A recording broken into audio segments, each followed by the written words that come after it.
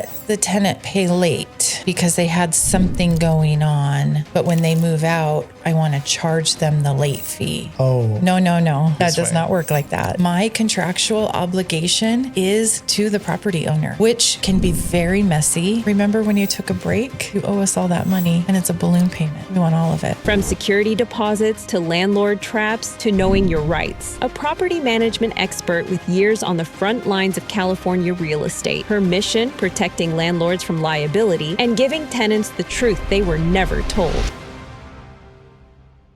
What is a security deposit actually for? Exactly what it's called. It's a deposit of security. When a tenant takes possession of a property, they generally will give a security deposit. In California, it'll be 1 or 2 months rent, or up to 2 months rent. And they give that deposit, and it's essentially held as a liability to go back to them when they move out. And it's security for the owner that I am going to return the rental property to you in the condition you rented it to me. That sounds fair. Yeah. So where's the issue? We have when you take 1,000 set of eyes and you look at what clean is through each set of eyes, it looks very different. Mm-hmm. So if an owner says, I'm deducting $300 from your security deposit for cleaning, it's very common for the tenant to say, I left it clean. Yeah. Who determines what clean is? So now California law requires a set of photos, 3 sets of photos, a set of photos at move-in, a set of photos at move-out, a set of photos upon return of the security deposit. So a perfect example is I take a picture of a bathroom drawer. Before the tenant moves in, it's clean. When the tenant leaves, I take a picture of the same bathroom drawer. It has hair and, bathroom things in it. We have it cleaned, and then we take a picture showing the drawer is clean.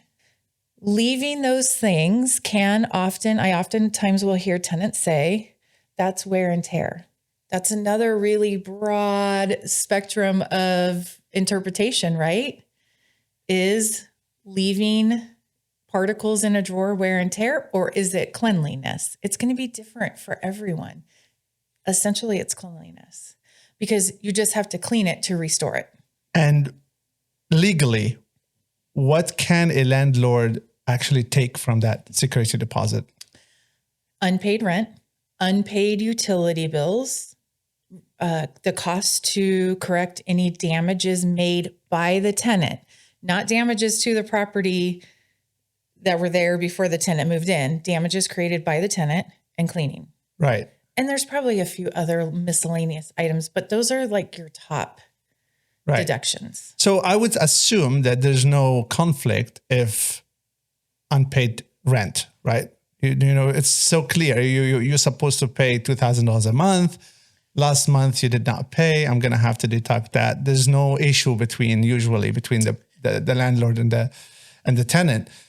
Utility bills, the same thing. I think when it comes gray area is when you mentioned the wear and tear. Who would define what a wear and tear is?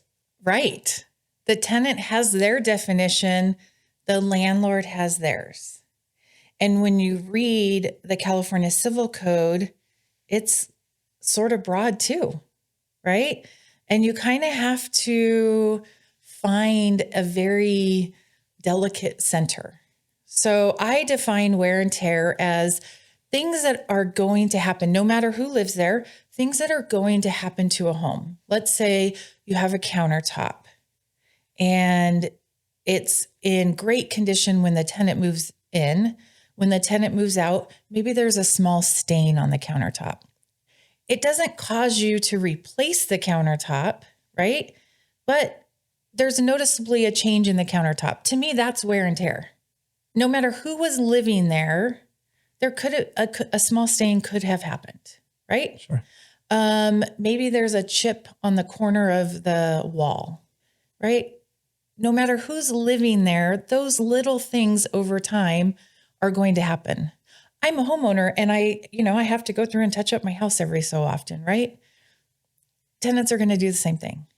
Now, if there's a hole in the wall, in the door, like someone punched it because they were mad, that's probably not wear and tear. Like that was an intent of I'm mad and I'm looking for something to punch, right? You don't generally have big holes in your doors. So that's how I see it, is it's just something that could happen. Right. So how did you pick that issue for today's episode? What drives that?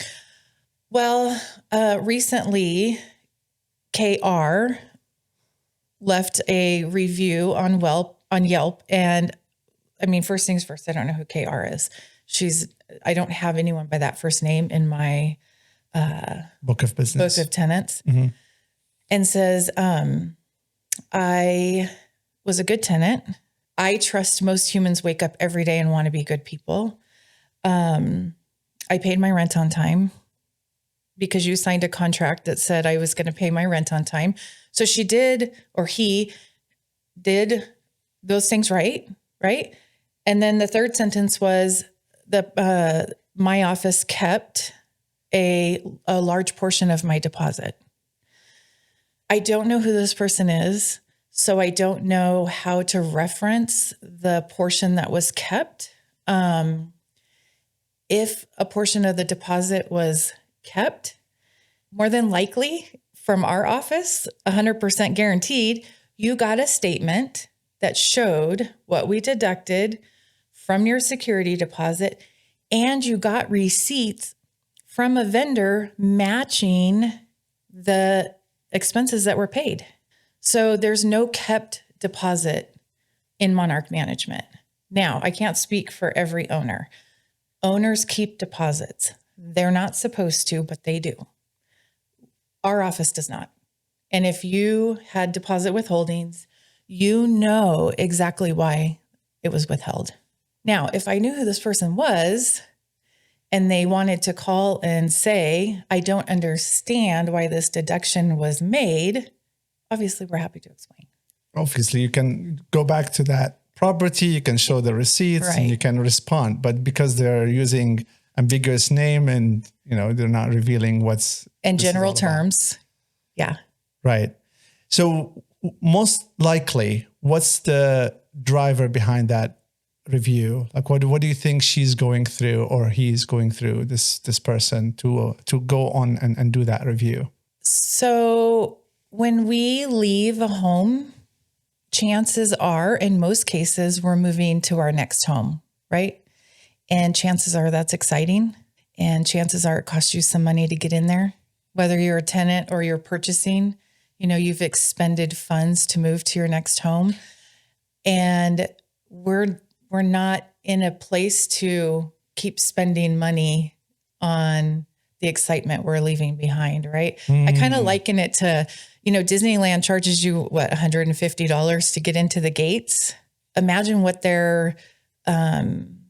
imagine how many people they'd have if they told people, but we're going to charge you $50 to leave, right? Yeah.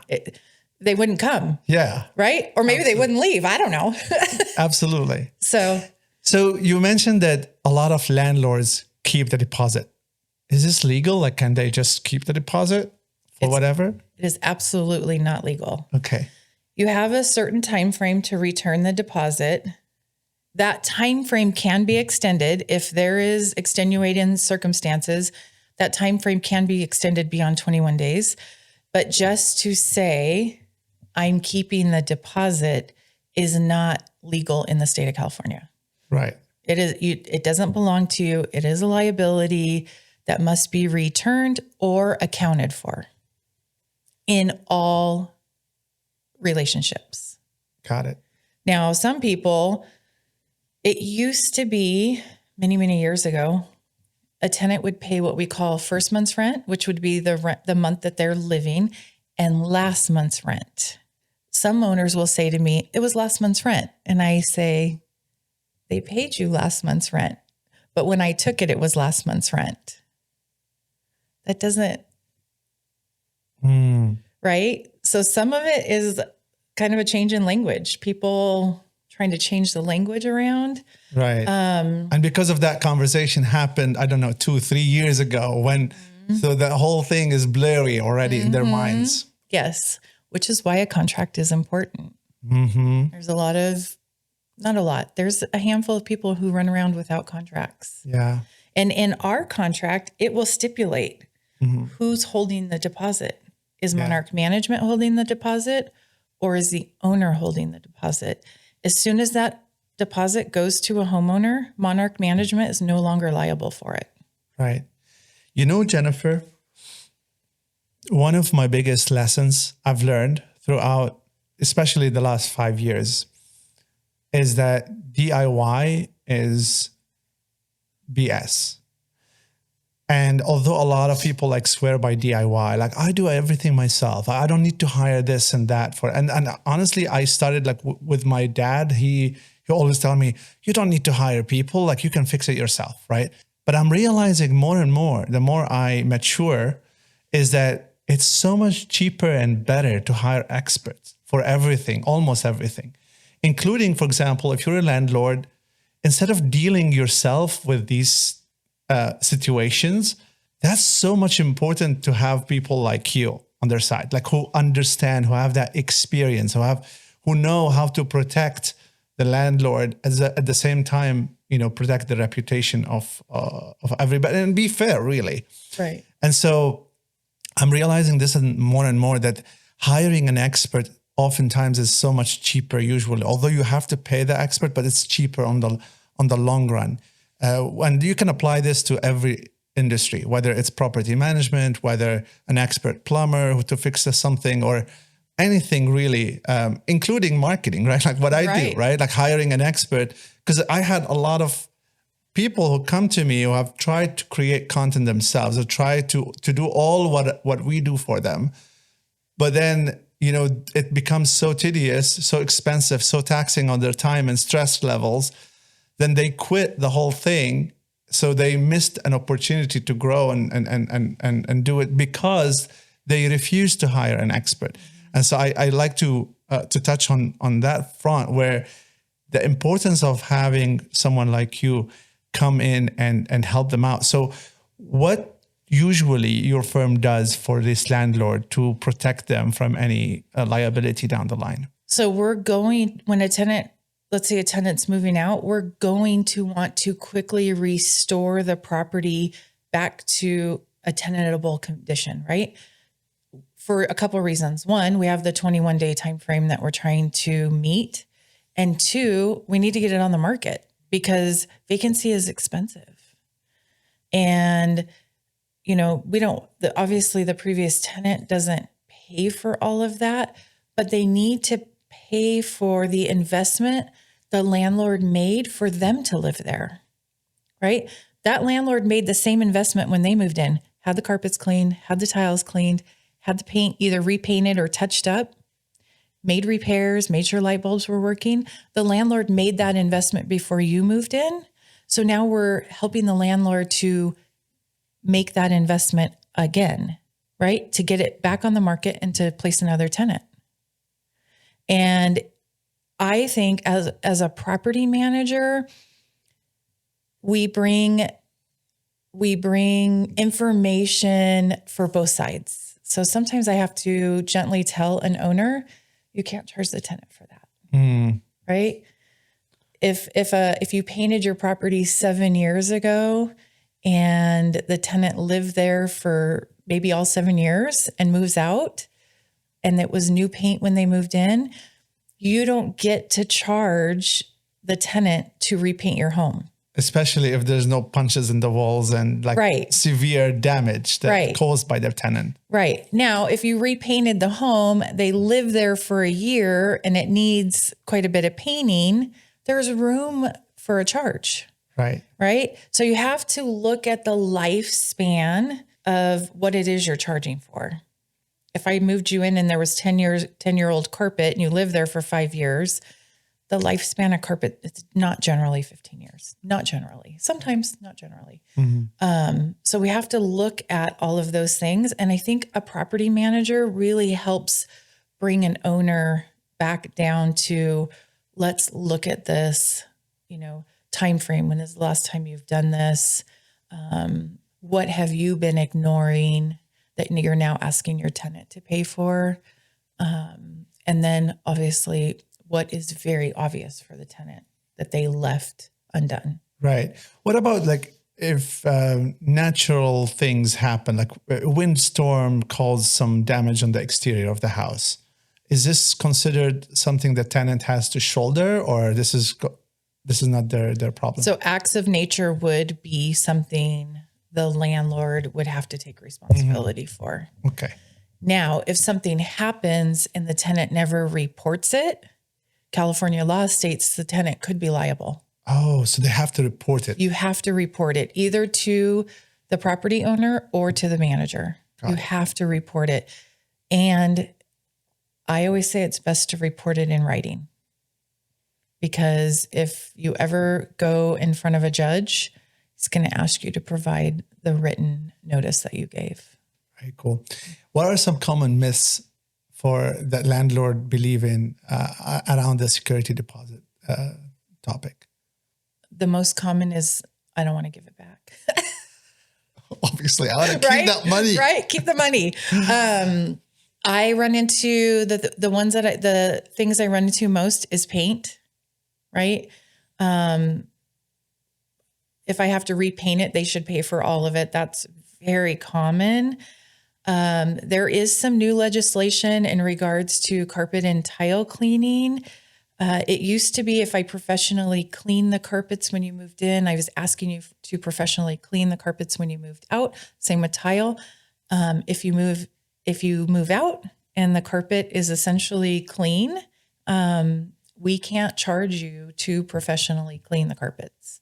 And I've had an instance where that has come up with wear and tear. Tiles a little tougher, right? Because the grout will tend to pick up dirt. Tenants want to say, I don't have to pay for it. It's wear and tear. It was clean when you got it. It has to be clean when you give it back. Yeah. Right. And tile and carpet cleaning can get pricey in a large house. Yes. Right. So, the owner's like, I want my tile cleaned. I don't care if it's dirty or not. I cleaned it when they moved in. I want it clean when they move out. California is really starting to crack down on that. And you're in a delicate position. You at one point, like your landlord is your client. You want to keep them happy, but at the same time, you have laws and regulations, and you want to be fair with the tenant too. So how do you manage that balance between like keeping the client happy and then, staying compliant? Some days I get under my desk and I suck my thumb and hope all of it's going to go away. That's how it feels. That's how delicate it gets. Wow. It's hard. Yeah. It's hard because it's a lot of different personalities, right? I have some landlords that they're like, I don't have to give you a reason why I want to keep the deposit. Yes, you do. So not only is the tenant wanting to know why money has been taken, but I'm also fighting the issue of, I just want to keep it, you know? So yes, we're in this like delicate balancing act. Most owners that I personally deal with are really, really good. And I hold probably 80% of the security deposits. The other 20%, I try really hard to get my owner to return to us when the tenant gives 30 days notice so that I can ensure that it was processed properly. That doesn't always happen, but I'm assuming it requires so much patience and communication skills and to explain to the tenant, because you want to continue that relationship with the landlord. Yes. So so I can only imagine what goes in your mind. And that's the toughest thing for so many to understand is I don't have that big of a duty to the tenant. My contractual obligation is to the property owner. So it's protecting the property owner, it's protecting the property owner's assets, and dealing with California legislation. Yeah. Which can be very messy. It can be very broad. It can be highly misunderstood. Even there's times I don't understand what their reasoning is for doing things. I mean, yes, you want to protect the landlord's assets, including their cash. And if they want to keep the deposit, I mean, I want to keep this $2,000, right? So but then your job is to say, well, yeah, you can keep the 2,000, but we can get a lawsuit that's going to cost you way more than that. So you have to always balance that, right? Right. So if a tenant wants to sue for a deposit that's kept or a partial deposit that's kept, they can do that. It's always done through small claims court because we don't exceed the small claims court limits. How much is that? Small claims usually. Oh gosh, it's been years since I've been to small claims court. Good. Right. That means that you're not being sued a lot. Yeah. I think last time I went, it was $160 to file. Okay. And so many people are afraid, right? The judicial system is scary for most. So I don't find myself going to small claims court. I've been, I think 3 times in my career. The tenant can essentially file in small claims court, either disputing the deductions or disputing non-return. What happens is when you go into the courtroom, you will be asked to go sit in front of a mediator, and then they will be looking for you to come to an agreement. The landlord, tenant, and the mediator will obviously write the agreement up, and it becomes binding. If you don't settle in mediation, then of course you go in front of the judge. Mm-hmm. And I don't know, since COVID, I don't know how many people go actually in front of the judge. Post COVID, I've done a couple of evictions that required me to show up at the courthouse, and you essentially sit in the hallway. So are you as a property manager part of that mediation or no? As a property manager, I would go on behalf of the landlord. Oh, okay. Yeah. Great. Yeah. Oh, this is another great service. Mm-hmm. Like I don't have to deal with that thing. I can have the property manager go. Yep. We go sit down in the mediation room and try to come to an agreement. Sure.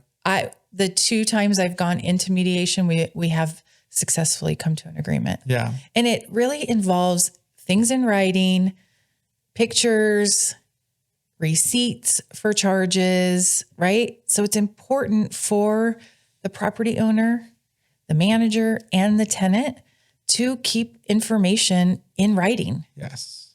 Oh, this is crucial in almost every industry, like keeping communication in writing.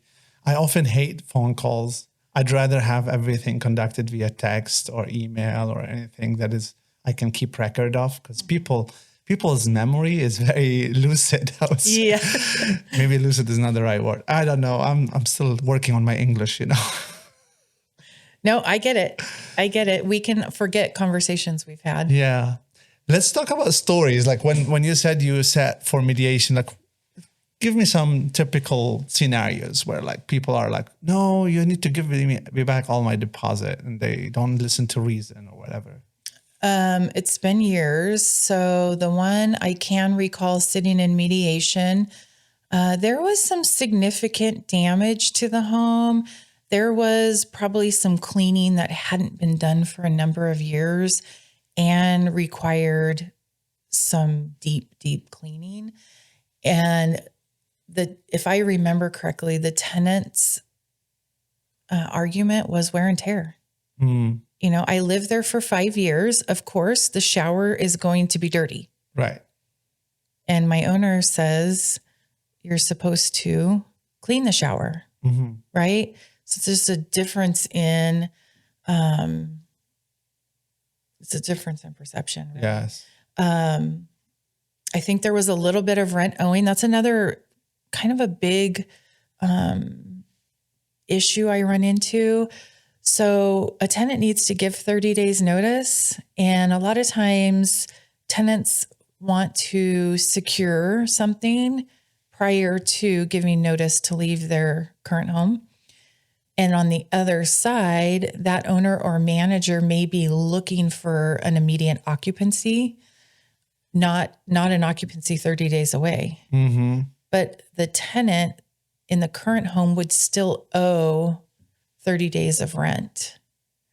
So if they, and this is if they're outside of a lease agreement, if they give notice, let's say on the 23rd, and they want to be out on the 1st of the following month, that's 8 days. They still have 29 days of rent to pay, right? Or 22 days of rent to pay. And they, that can come from the deposit, and they don't want to do that. I did recently have a tenant who gave 30 days notice, repealed their notice and said, we're not giving our notice. And 10 days later gave note, then said, yes, we are moving. The 30 days starts at that second time period, because you gave 30 days notice. You said you weren't moving out. So now your 30 days starts over. Then you said you were moving out, and that's when the 30 days starts, Right. not the days before. Right. Right. So it can get tricky. Language gets tricky. And then understanding that 30 days is still costing you money. Yeah. Even though you've left and given up possession and done all of that. Yeah. That is still Especially an obligation. in these contracts, like I noticed that almost all contracts, they have a lot of jargon in it, so that everyday people, like, I don't know, what the hell is that? Right. I feel like the California contracts, especially the California Association of Realtors contract, it almost has a lot of redundancy to it. So it almost repeats itself 3 or 4 times in a different way throughout the contract. If we shrunk it down, we could probably get it to half of its size, but you have to pay rent on time, and then 8 paragraphs in, it references back to having to pay rent on time. Right. And so I feel like the California contract is fairly easy to understand. Okay. But That's good. it's 9 pages. Yes. And nobody reads them. And people don't want to read 9 pages of things legal they're stuff. obligated to, right? Yeah. I mean, it's a pain. This whole contract thing is a pain for any business, including like mine. I feel that's why I sometimes feel like, you know what, I'm not just going to, because especially when you present anybody with a contract, because people are so afraid, it causes that friction. So it causes that, especially in my line of business, like I go and I understand the importance of contracts, but I'm opting in for more like, I'm going to write you an email. This is the scope of work. This is what my service is going to cover in simple, plain language. And then just by informing you with email, I'm hoping that this is provided that clarity. But if I present you with a contract, all of a sudden that process of signing up for a service is going to be delayed, because they're going to go and ask a lawyer, and like they'll probably put it in ChatGPT and scrutinize the whole thing. And I'm like, oh no, I just want to get started. I want to help the businesses. And so contracts can be very tricky. Yeah. Yeah. Yeah. I find more and more that I'm negotiating with ChatGPT. I've lost the owner or I've lost the tenant to ChatGPT. Yes. And I'm okay. That's okay. Right. It's a tool. It's definitely a tool for people to use. Here's the funny part about a rental contract. That's the contract I work with. So that's what I know. But people say I paid my rent on time, so nothing else should matter. Yes. Right. It all matters. It all matters. But it can get messy when, I have owners who I don't manage for, and they'll say to me, I let the tenant pay late because they had something going on. But when they move out, I want to charge them the late fee. Oh. No. That does not work this way. That does not work like that. Yeah. Yeah. It sounds fair, but it's not. Yes. Yes. Like you gave them, you would have had to be very specific. Yes. Initially, when they ask for that. Correct.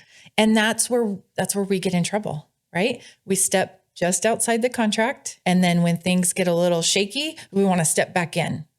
instead of staying inside the boundaries of the contract. You pay rent on time. You paid a security deposit. When you leave, the contract outlines exactly what we can charge for. And if you left those things undone, we are still acting inside of the contract. Because you paid rent on time doesn't mean everything else is void, right? And I have had situations where someone will say to me, I made this repair along the way, whatever it might be. I made this repair along the way. I shouldn't be charged for cleaning, right? The contract addresses all of that. It says if you're going to make repairs or alterations, get approval. Within that approval, you would have understood, I got approval to make this repair. I got approval to make this alteration. Therefore, I'm not going to get a deduction, right? If you send me something that says, I want to paint this bedroom cotton candy pink, and I agree to it and don't say to you, you need to repaint it back to the color it was before you painted it cotton candy pink, I can't deduct. Very interesting. Right? Yes. So it straightens everything out right in the beginning. You can paint it that color and then paint it back. Or you can paint it that color and you can leave it that color. Yes. So you have to give them permission. Correct. For whatever. Yeah. It's not your house. So you have to take the owner's approval. What if your taste is cotton candy pink and the owner's like, no, I don't want that. Right. Right. Because chances are the next tenant's going to be all boys. There you go. That want blue. Exactly. Wow. There's a lot of like thin lines that you have to go through. There's a lot of nuances. Yeah. Right. And here's what it boils down to. And I'm sure you know this: communication. Yes, absolutely. I was wondering, like, you know how lawyers, they do depositions and they film that interaction with their either clients or the opposing side. I wonder if like when you sit down with a tenant, you could, I mean, again, I'm suggesting an idea here, but you can actually record that conversation, how you're explaining each point of that 9-page contract. And so we have this in record years down the line when they say, oh, you did not explain that properly, or I did not understand this right. Right. Is this something that I'm sure that you do some explanation on the initial, but it's probably not recorded, right? I have not gotten into recording. It's a great idea. I haven't gotten into it. I think mostly because I don't understand or I don't know exactly what you have to say to someone I'm assuming there has to be an agreement to record, right? Yeah, absolutely. Right. I get really crazy with my highlighter when the contract gets questioned. Okay. And I say, here's all the parts in the contract that say exactly what you're supposed to do. Right. Did you read this? I can show before any tenant moves into a property I manage or I'm leasing, I can show the tenant was given the contract 24 hours prior to signing it. But I can't force them to read it. I'm giving them the opportunity to go through it, but I can't force you to read it. Yeah. Yeah. And now you don't have an excuse with ChatGPT. You can just dump it there and say, is this fair? This is how I usually do it. Right. Like I receive a contract, I dump it. Is this fair for both parties? Because I want to be fair with both. But yeah. Yeah. And I try to make a point to have the contract signed in ink. I think it's easy for all of us to quickly DocuSign. Yeah. Right. And, there's fears that a DocuSign will eventually catch up to the real estate market in a negative way. So I try really hard to make sure I can meet with the tenant and have the contract signed in ink. Right. But DocuSign, does it hold in court? It should, right? It should. Okay. It should. A really good attorney may get us to the point where it flips, right? Because it's, as you're DocuSigning, you can stop it, but it's just scrolling through, having you dump your initials or signature. Next, and then whoop, it zooms in. Like, you have to make an extra effort to actually download it and print it and read it. Like it's a different story. Right. So generally what I do is I send the contract out And then I ask the tenant to send me an email letting me know they've reviewed the contract. They're ready to DocuSign. Right. That's It's the only way I know how to cover my basis, Absolutely. because it's not, it's not practical that every contract is ink signed. Yes. 100%. No, that's a smart move. But a lot of people make huge purchases, even house. Like when we bought the house, I don't remember reading anything in these paperwork. So I'm like, Right. DocuSign, come on, let's get it done. Yeah. Yeah. A lot of people do that. And this is when I feel like contracts are missing the point, is that when you overwhelm people with, loads of paperwork, I mean, it's not even humanly possible to read all the words that come to you, especially if you're buying a house renting a house. You said 9 pages is still manageable, but I remember buying the house and the notary came and she literally have a stack of papers that thick. Yeah. And I'm like, are you expecting us to read all of that? Like, it's impossible. And you paid probably $450 to not know what you were signing. Exactly. Yeah. So yes, it's ridiculous. Yeah. I hope that the laws start to change a little bit and work with the technology and with the things available right now. Right. So on the purchasing side, when on the loan side, there's that 3-day loan disclosure period. So you have to give the buyer the 3 days. We don't have anything like that on the tenant side. I personally try to get it out to the tenant to sign for a couple of reasons. One, I want you to know what you're signing, because if you're not comfortable signing it, we need to get that home back on the market. Yeah. Right. Absolutely. So I try to get it out to them so they know what they're doing. If I have someone who has a delayed move-in, I want to get it out to them and ask them to pay their security deposit, because it's costing that owner money to hold it off the market. And I can charge them for the days we held it off the market, but if I haven't collected anything, I have nothing to charge against. Right. So I think the rental contract is simple, but I read it every day. Simple to you. But it's so important. Yes. It's telling you, the tenant, and you, the owner, exactly everything you have to do. It's straightforward. Okay. So to the people watching, read the contract. Read the contract and have a contract. Yes. California state law does not require you to have a month-to-month contract. Really? If I hand you $1,000 and you give me keys to your home, I can live there for 30 days. Really? And on the next month, if I hand you $1,000, you have to let me live in your home. That's it. That's it. Now, if you do a lease agreement, it has to be in writing. But any contract less than 12 months, there doesn't have to be a contract. But everyone still has to abide by the rules. So why wouldn't you use a contract? Got it. What if I hand you $1,000 and we did this 12 months, 13 months? What happened then? You have to have a written agreement. Oh, as soon as you cross the 12 months yes. mark. Now, you can hand me $1,000 and you can keep handing me $1,000 for 13 months and we don't have a contract.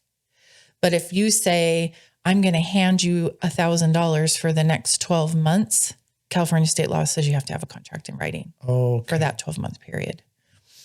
Got it. What are the biggest mistakes landlord made when it comes to renting their house? Choosing a tenant quickly, not knowing what you're expecting out of a tenant and just putting someone in the home. I think that's the biggest mistake. And not having a contract and not looking at what your market value should be. That's a big disservice to the landlord and the tenant. It feels really good for the tenant, right? I rented this house.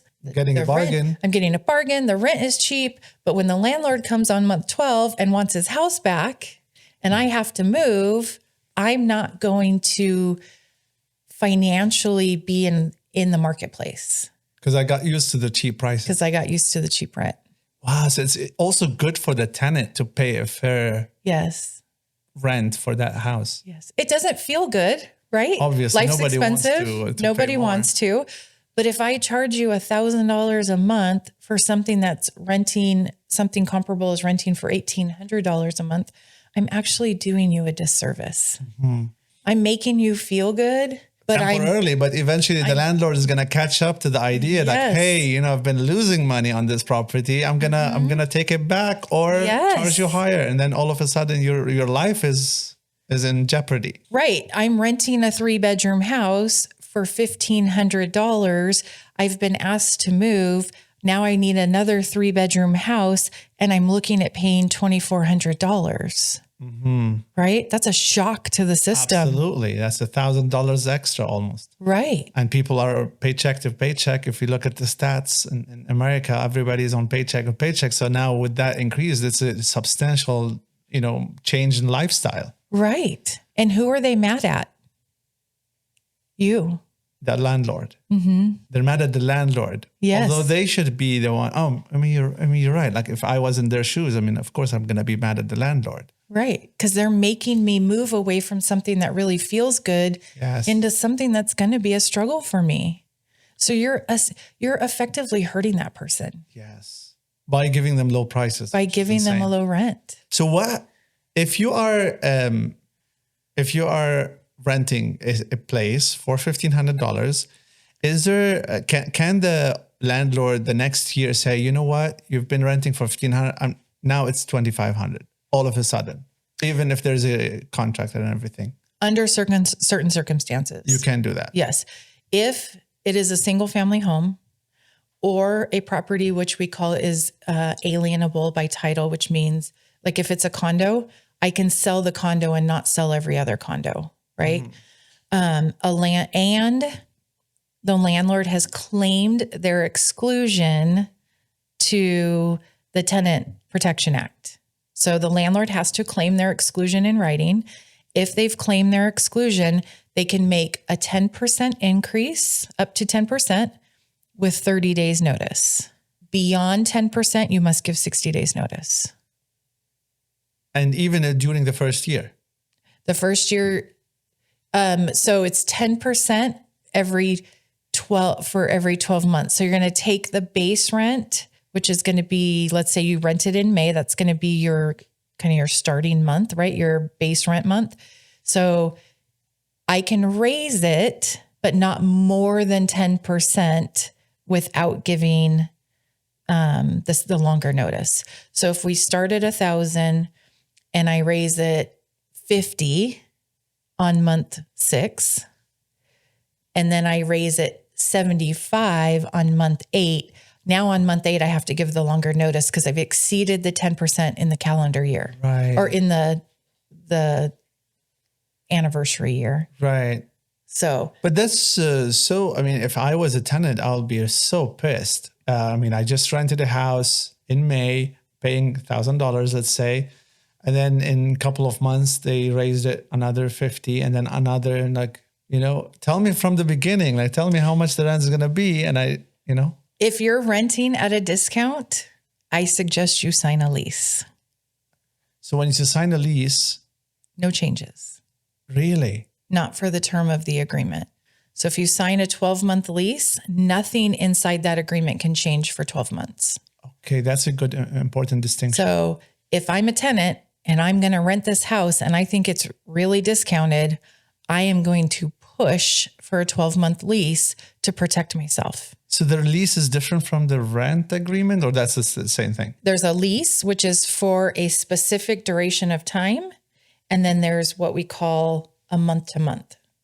I give you 1,000, I live here for 30 days. Right.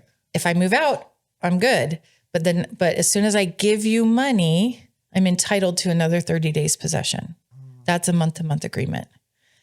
I give you money, you accept the money, I'm entitled to another 30 days of housing. Right. So do you push your clients to sign an agreement no matter what? Or some tenants, some landlords, they benefit more from the month to month thing because they can raise the prices. They can go with the market probably. I find today my owners who want to do month to month are of an older age. And I don't know what went on in their life where they don't believe in a lease agreement. Most owners, I'm going to say probably in the 90 percentile, want a lease because now they know this is what's happening to my property for the duration of whatever the lease is, 12 months, right? This is what's happening for the next 12 months. This is what we're doing. This is what we're collecting. Now, if you're running on strategy, which I don't suggest, and you say, I'm going to rent this house for $1,500 and I'm going to get someone in here and then I'm going to raise the rent. Well, the first thing I tell them is don't qualify them for $1,500. If you intend to raise the rent, make sure you qualify them for that higher amount. Ahead of time. Because they might bounce, they might leave. Right. But maybe that's part of the strategy. Maybe, this is lower season now. Maybe I can get better client. Maybe the economy gets better. Maybe I can have Coachella and I can rent it to the festival people, right? So there are strategies, I'm assuming. There are strategies in different areas. You're 100% correct. But in your long-term rental market, you generally are looking to avoid turnover, right? The less turnover, the less cost. Yes. And the more compounding, because at least you have this stream of income that is coming. You don't have to worry much about it. There's no interruptions of that stream of income. I can totally see the value of that. Correct. Wow. Now you get into, California has a lot of areas. Palm Springs is one of them, right? You get into a varying demographic. In the winter, they have an influx of people from Canada. And in the summer, those people leave. So you have to know your market. Absolutely. What market am I in? Just like you said, Coachella. Some people who do short-term rentals, they know on these weekends, I can really raise my rates. Oh, yeah. And make a lot of money. There are some houses renting for $10,000. I know. It's insane. And then there's some houses that rent for so much only because they think, I don't want anyone to take this. Yes. Right? Yes. Yeah. Exactly. Yeah. We have a client out of the desert and, we're kind of like working on that space. Do you serve that area, by the way, the desert, the Palm Springs, Palm Desert area? I do, but I only do standard long-term agreements. Okay. I don't get into short-term. Short-term is its own beast. It's its own beast. Generally short-term, there's no credit background eviction check. There's no income check. If it's a 6-month, that's a little different, but I don't generally get into that. I don't get into fully furnished units. That's kind of its own beast as well, because you've got to take inventory and it's time consuming, which I'm not against. I just am not set up for all that. And in the Inland Empire, how's the market right now? Give us some market update as of April 2026. Well, let's see. You can't put your rental on the market and just charge whatever you want. We went through that time period and we're now coming out of it. So we have seen more inventory than I think I've seen in 12 years. Wow. But the interesting thing is, I just heard a report foreclosures are up. So as we go into a foreclosure market, that's going to reduce our rental inventory. So it'll be really interesting to see what rents do. It's a supply and demand, right? If we have high supply, not enough demand, we're going to see falling rent prices. And we kind of saw that, not dramatically, but some of my rents came down a little bit. But if we're going to hit into a foreclosure market, we may still see some growth in the rental market. Yeah. We got to keep legislation out of the landlord-tenant relationship because that's really hurting California. People don't want to own rentals. It's hard. There's a lot of consumer protection, which means they're protecting the tenant. They're not protecting the landlord. The landlord's not getting their returns. They're not getting their returns and their assets aren't being protected like they should be, right? So we're hurting landlords. So it's going to be interesting to see as landlords want to leave the rental market, We're heading into a foreclosure market. So there's going to be a need for the rental housing. It'll be interesting to see if legislation changes, if rent prices change. I don't see if rent prices continue to go up, we're going to run into like an affordability ceiling. Or people who need 3 bedrooms will be stepping down to 2 bedrooms, right? There's going to be a lot of step down, and that's not going to be comfortable for most Americans. What are the hottest cities in the Inland Empire? Meaning that, people want to live there. So the inventory is shrinking, where the other cities there, they have availability, but nobody wants to go there. If you're coming out of LA, everywhere is hot here. Okay, fair enough. Yeah. But I feel like, what about like, for example, places like Rancho Cucamonga, Ontario? I feel like these, in my mind at least, my naive mind, I don't know anything about real estate, but I feel like these are like really good cities, or no? They're great, but they're expensive. That's right? true. So if you're renting something at $3,000 a month, I know my criteria is I want you to make 2.5 times that amount net household income, right? So you get into the $3,000, $4,000, $5,000 a month, and you're looking for a household income of $9,000, $10,000, $11,000, $12,000, right?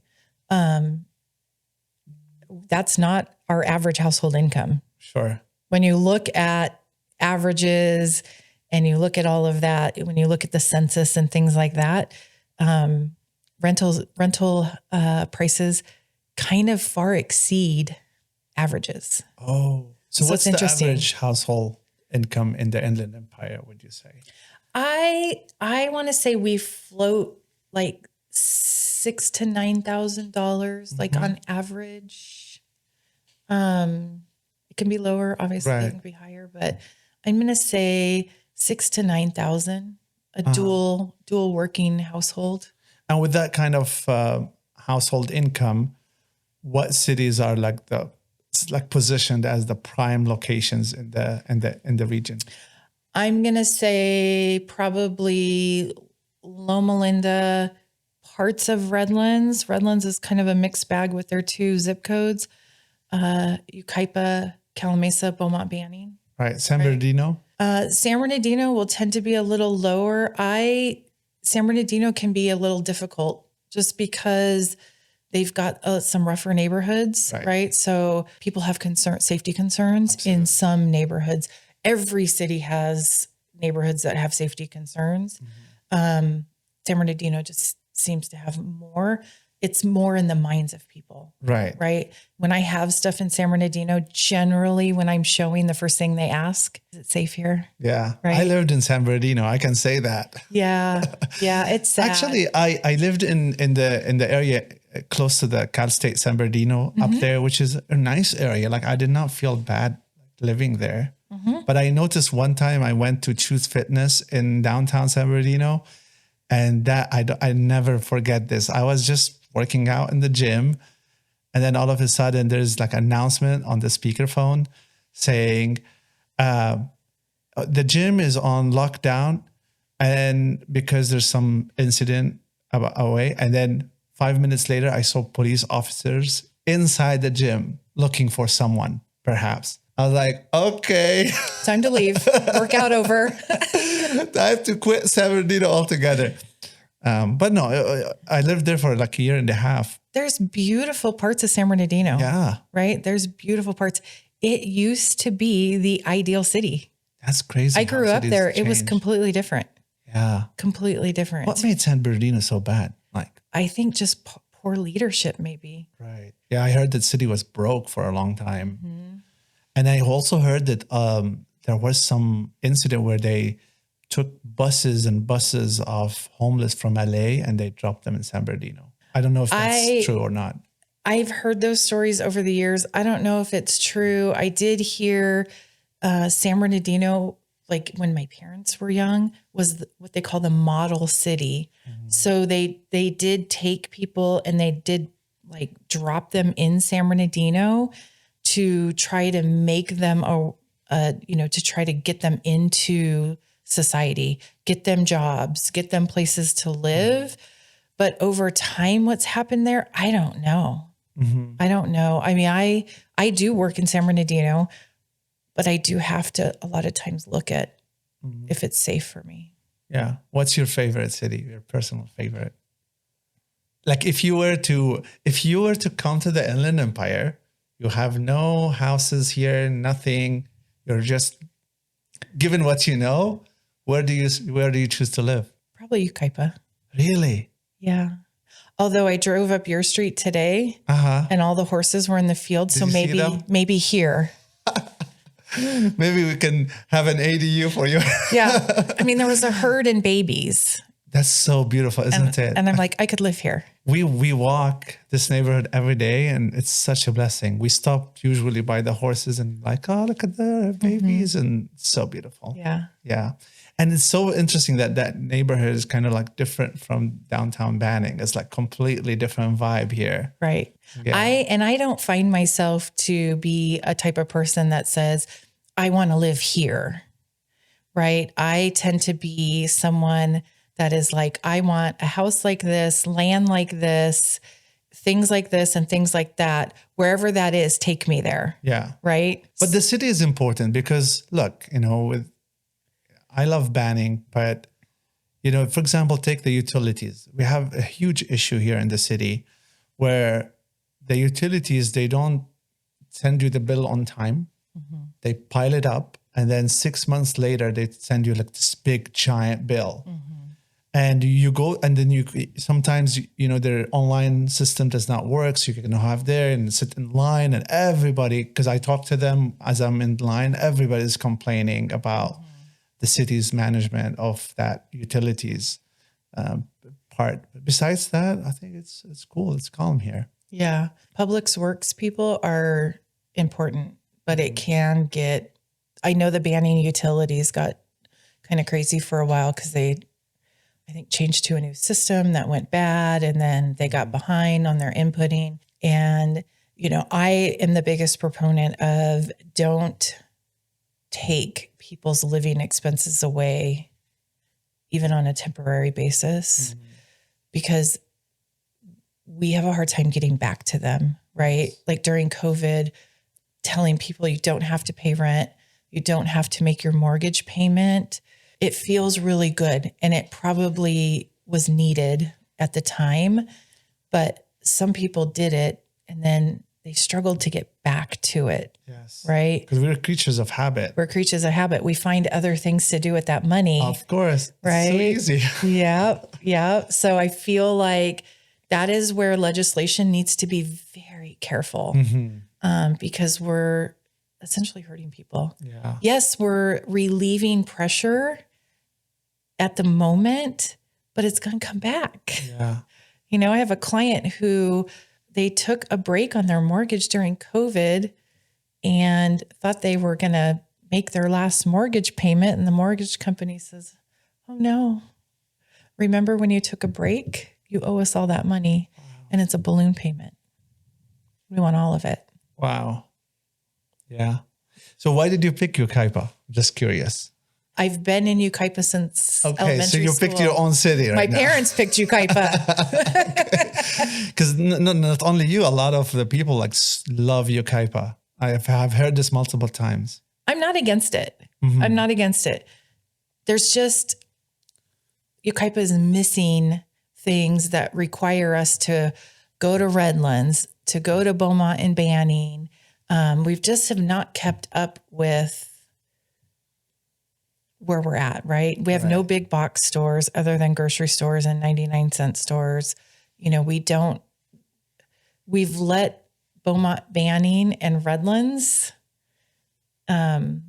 attract us. Right. Right. Banning, I think Beaumont, yes, but Banning, there's nothing here. Well, I say Beaumont, Banning because everything on the Beaumont side is, okay. Highland Springs separates Beaumont and Banning. Yeah. So, they got the Home Depot and the Kohl's and the Boot Barns and the Hobby Lobby. And, it went in Beaumont, Banning, it's in Redlands, and still Yucaipa has nothing.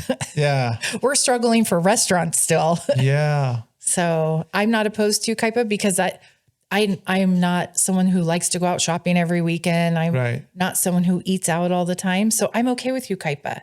But for someone who wants the convenience of running to Target or, running to a store or going out multiple times a week, I don't think Yucaipa fits that lifestyle as well. Yeah. Yeah. I don't know if you've been there, but we've been addicted to that winery on the top of the mountain in Yucaipa. Oh, North Cork. Yes. Oh my God. Have you been? I haven't been there, but I grew up in that neighborhood. Oh my God, please go. Let's go together, like have a double date or something. Okay. We would love to. We've been taking everyone who is visiting. This is the first thing we take them Oh, because it has such a good charm. It's like outside, there's like fireplace, beautiful music, amazing views, sunset, wine is awesome, right. It's been really a pleasure. I look forward to it. They would love to make Yucaipa a wine country. Yes. Yeah. Which would be interesting. Absolutely. Demographically, it'll be interesting. Kind of like Temecula, a little Temecula here. Right. I think it brings in money, but then we also have to make provisions for, people who work those kinds of ranches and things. What a great conversation. I think Yeah. we touched on a lot of cool things. Did I miss asking you anything? Do you want to share anything else? Nope, I don't think so. That was good. That was great. Yeah. I loved it. Thank Thank you. you.